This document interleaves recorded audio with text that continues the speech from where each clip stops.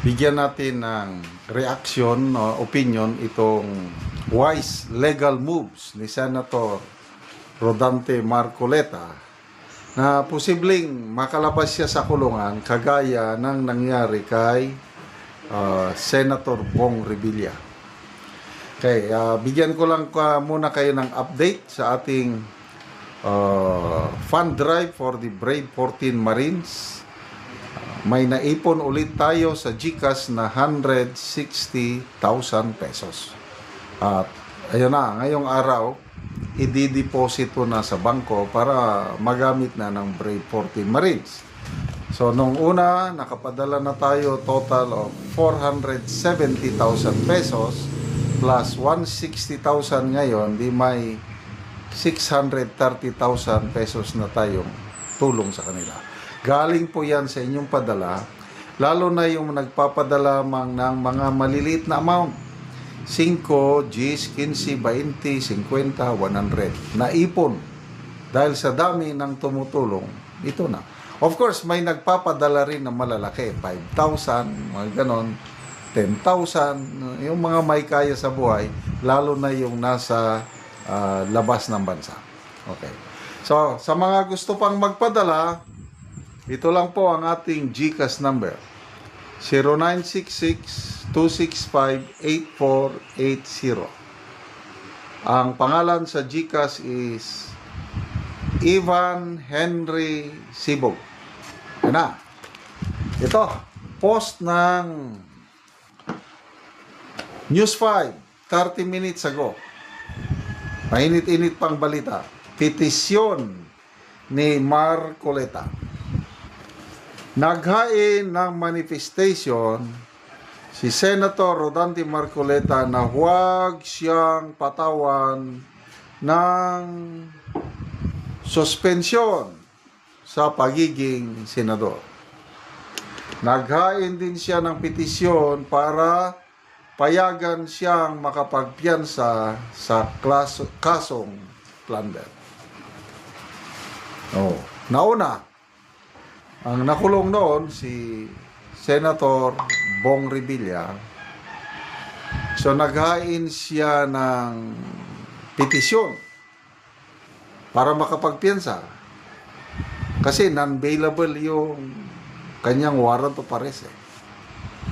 Nung pinag-aralan ng Sandigan Bayan ang kanyang kaso, lumalabas, mahina ang ebidensya laban sa kanya.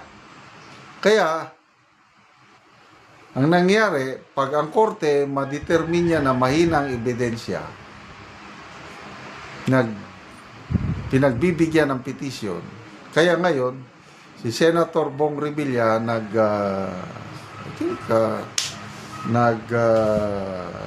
nung tawag doon, piyansa ng around 1 million pesos. So ngayon, malaya na si ex-Senator Bong Revilla. Kaya ipagdasal po natin na sana papayagan ng Sandigan Bayan, paboran ng Sandigan Bayan ang petisyon na ito na makapagpiyansa siya. Dahil napakahirap po ang kalagayan nila ngayon. Silang tatlo. Marcoleta, Defensor, and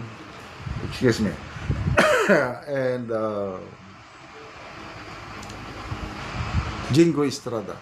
I believe na tapos na yung petisyon ni Senator Jinggoy na payagan siyang magpiyansa, and it's just a matter of time. Sabi ni Attorney Mike Operario, yung basihan ng kaso ni Revilla and Jinggoy parehas lang. Kasi mga statements, aligasyon ni na Yusek Bernardo, Alcantara, Hernandez. Lumalabas, mahina ang mga aligasyon ng ombudsman laban kay Bong Revilla. Yung mga pahayag ng tatlong DPWH official, kung pinagbigyan ng Sandigan Bayan na makapagpiyansa si Bong Revilla, most likely, excuse me, sabi ni Attorney Mike Operario, most likely, mabibigyan din ng piyansa, makakapagpiyansa si Senator Jingo Estrada. Sana nga. And then, yung suspension ni Senator Bong Revilla is good only for 90 days. Ay naka 1 month, 2 months na. So, malapit na po matapos yung kanyang suspension, and hopefully, after that suspension is may balik na ang kanyang karapatan na maglingkod bilang senador at makasama siya sa impeachment trial. So, ito ngayon ang isa sa mga petisyon ni Senator Marcoleta is huwag siyang isuspend bilang senador para maka-attend pa rin siya sa trial. Alam nyo, timing, yung paglabas ng warrant of arrest, yung araw na magsimula ang impeachment trial. Kailan ba yun? July something.